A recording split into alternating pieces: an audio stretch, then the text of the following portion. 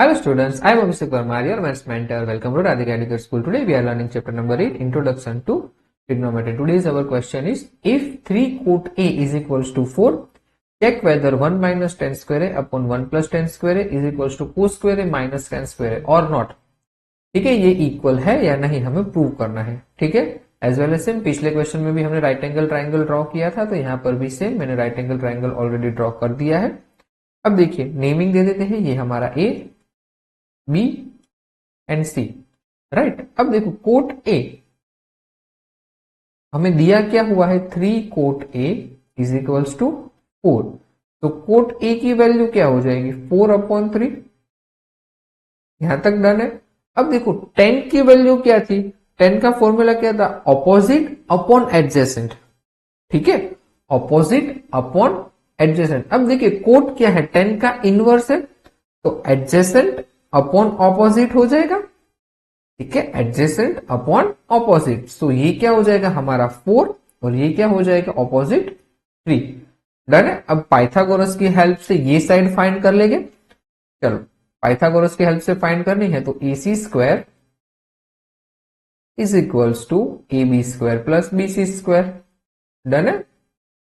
अब AC तो पता नहीं है, अब AB की वैल्यू 4 एंड BC की वैल्यू 3.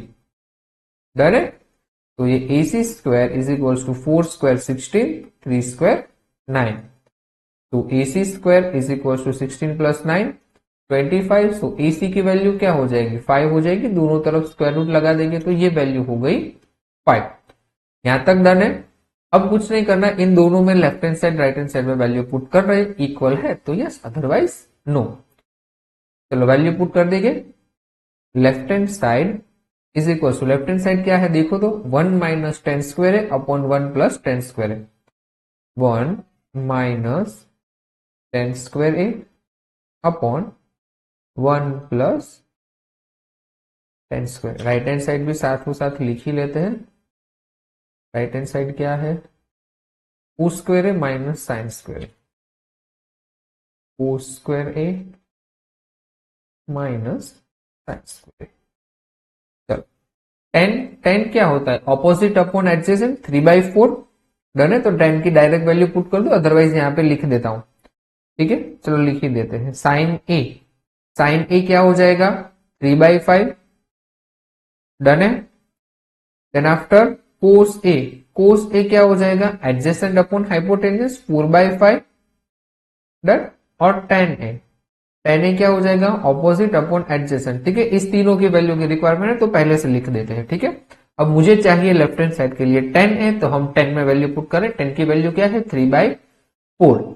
तो ये 1 माइनस 3/4 का square upon 1 plus 3/4 square. Done है.